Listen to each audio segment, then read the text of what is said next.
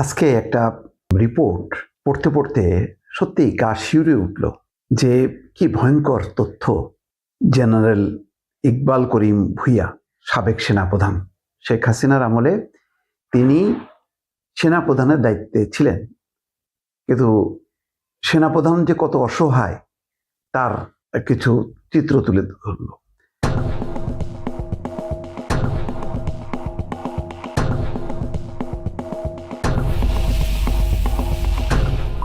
এখানে দেখা যাচ্ছে তারেক আহমেদ সিদ্দিকী। আমি বারবার বলছিলাম এই লোকটা কিন্তু ঠান্ডা মাথার খুনি, এবং শেখ হাসিনার পক্ষ থেকে সমস্ত যত বাংলাদেশে গুম খুন বিচার বহির্ভূত হত্যাকাণ্ড সমস্ত কিছু সম্পাদিত হয়েছে তার। কারণ বস্তুত সেনাপ্রধান ইকবাল করিম ভূঁইয়া, মানে শেখ হাসিনার আমলে যত সেনাপ্রধান ছিল তাদের আসলে কোনো পাওয়ার ছিল না। সমস্ত ফাইল কেনাকাটার থেকে শুরু করে নিয়োগ পদোন্নতি সব কিছু সম্পাদিত হইতো ওই জেনারেল তারেক আহমেদ সিদ্দিকীর মাধ্যমে। তিনি কার্যত আসলে সেনাপ্রধান ছিলেন। সেনাপ্রধান বলতে অলংকারিক পোস্ট, যেমন রাষ্ট্রপতি একটা রাষ্ট্রের অলংকার, ক্ষমতাবিহীন অলংকার, ঠিক সেনাপ্রধান সেই পর্যায়ে উন্নীত হয়েছিল। সেখানে ইকবাল করিম ভূঁইয়া বলল যে কিভাবে ওই জিয়াউল আহসান, মানে যখন নাকি বেনজির ডিজির দায়িত্ব পাইল র্যাবের, সাথে সাথে এডিজি মানে সেকেন্ড পোস্টে চলে আসলো জিয়াউল হাসান, এবং তারপরে বলছে যে বিচার বহির্ভূত হত্যাকাণ্ড অস্বাভাবিকভাবে বাড়িয়েছে জিয়াউল হাসান, কিভাবে উচ্ছৃঙ্খল আচরণ করত। তিনি সেনা কর্মকর্তা হয়েও কোনো কিছু মানত না, তার বাসায় অস্ত্র রাখতো, গার্ড রাখতো। পরে ইকবাল করিম ভূঁইয়া সেগুলো বাতিল করতে যে কি পরিমাণ চ্যালেঞ্জের মুখে পড়ছে, এবং একজন সেনা কর্মকর্তাকেও পাঠাইছিল যে ব্রিগেডিয়ার জেনারেল ফজল, তাকে বলছিল যে নিয়ম কানুন মেনে চলতে, যে সেনা নিবাসের ভেতরে যে শৃঙ্খলার মধ্যে সবাইকে থাকতে হবে, এর অতিরিক্ত কোনো কিছু করা যাবে না, কিন্তু সেটা সে মানেনি। এবং সিসি ক্যামেরা লাগাইছে, সিসি ক্যামেরা খুলে ফেলতে, বাসায় অস্ত্র রাখা থেকে বিরত থাকতে, অফিসিয়াল কোয়ার্টারের সামরিক নিয়ম কানুন মেনে চলার নির্দেশ দিয়েছিল। কিন্তু পরবর্তী সময় তার আচরণ উচ্ছৃঙ্খল হয়ে ওঠে।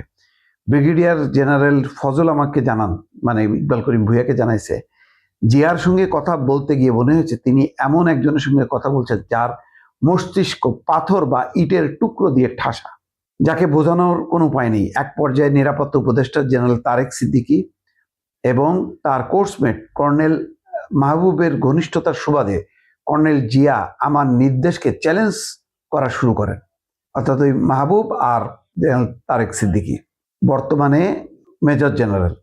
আর আমার কোনো উপায় ছিল না, আমি তাকে রেল লাইনের পশ্চিম পাশে ক্যান্টনমেন্টে পার্সোনা নন গ্রাটা, অবাঞ্ছিত ঘোষণা করি, মানে পশ্চিম পাশে।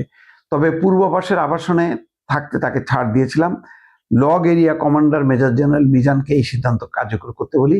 এর ফলস্বরূপ আগে জানানো হয়নি বলে তাকেও নিরাপত্তা উপদেষ্টার বিরাগভাজন হতে হয়েছে। কেন তারেক সিদ্দিকীকে জানানো হয়নি? যেহেতু নিরাপত্তা উপদেষ্টা।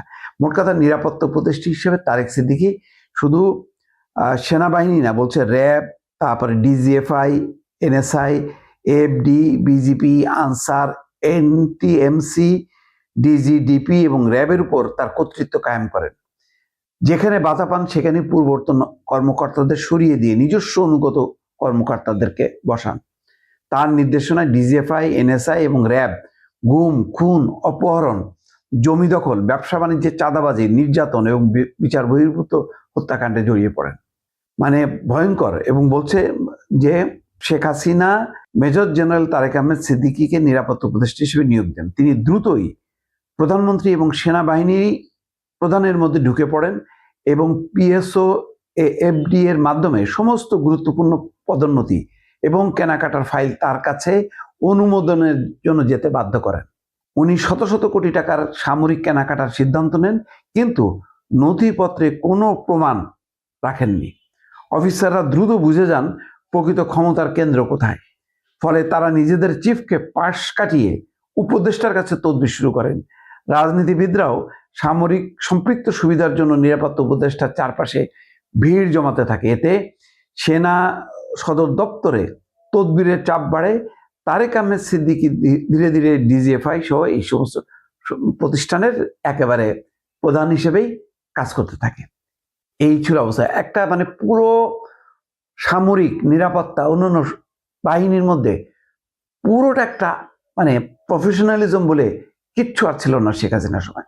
সবকিছু তার ব্যক্তিগত বাহিনীতে রূপ দিয়েছিল। আপনি বোঝেন এই অবস্থা থেকে আবার পেশাদারিত্বের জায়গায় ফিরে যাওয়াটা যে কতখানি। আপনি একটা প্রতিষ্ঠান ধ্বংস করতে পারেন, কিন্তু পুনর্গঠনটা কিন্তু খুব কঠিন। একবার ধ্বংস হয়ে গেলে ওটা পুনর্গঠিত হওয়া মানে তার চেয়েও কঠিন রাজনৈতিক সিদ্ধান্ত, কমিটমেন্ট লাগে। এখন প্রশ্ন সেটা হবে কি না, কারণ এখন পর্যন্ত কিন্তু কোনো প্রশাসন বলেন, পুলিশ বলেন, তারা কিন্তু পেশাদারিত্বের পর্যায়ে পৌঁছায়নি। এখন যেটা করছে ওই আগের মতন একটা অনুগত দুর্বল সংস্থা হিসেবে তারা কাজ করছে পুলিশ প্রশাসন, কিন্তু পেশাদার প্রতিষ্ঠান হিসেবে তারা কিন্তু এখনো ফাংশন করছে না।